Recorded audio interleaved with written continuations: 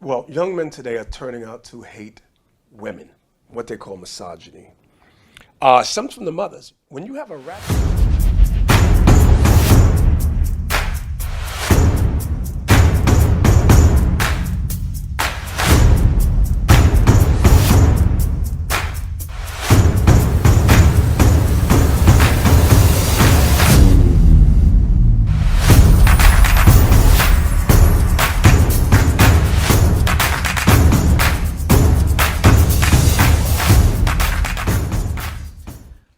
What is going on? Have you observed this with the young men, like this disdain for women? Yes. Please speak about it and what needs to be done to kind of fix this distortion they have.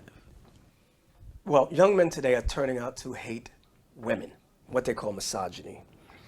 Some from the mothers. When you have a ratchet mother who don't treat you right, she hates her husband, the man that she had a baby with, okay? Women say, I want a high value man.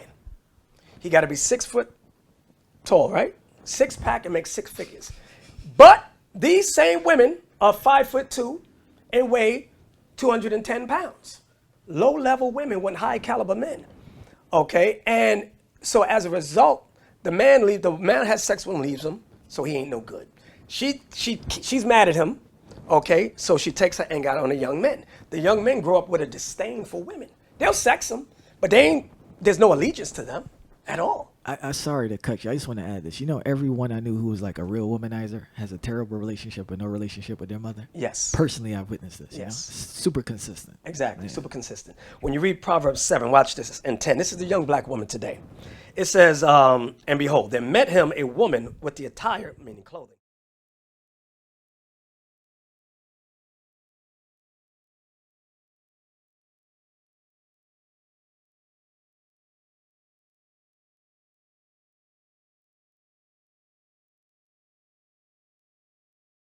Woman with the attire, meaning clothing, of a harlot and subtile of heart.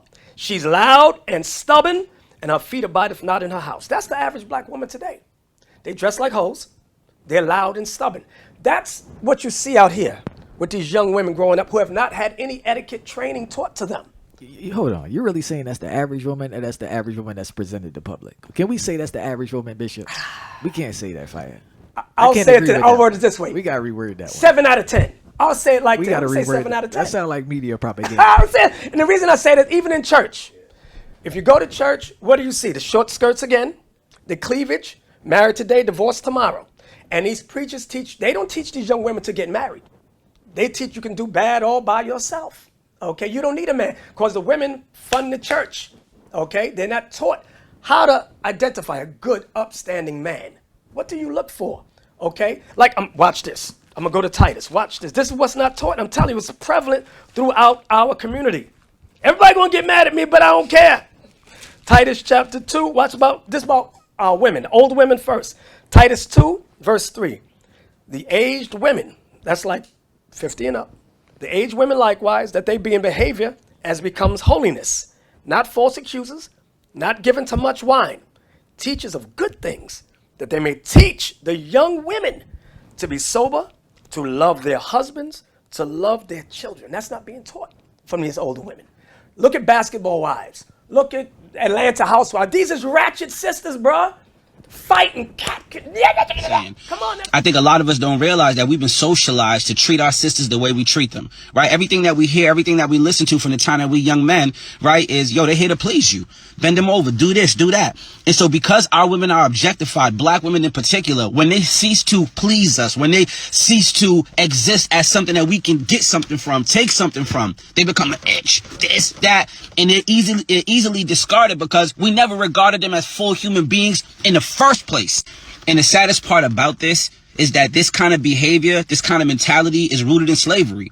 When they took our women, abused our women, raped our women, and literally objectified black women as those who we can get sexual pleasure from, or get children from that we may or may not claim. That's what the slave master did. So when we talk about the behavior of black men and how little regard, how little respect we have for sisters, when we actually identify where that behavior is rooted at, it should terrify us. You talking about flee?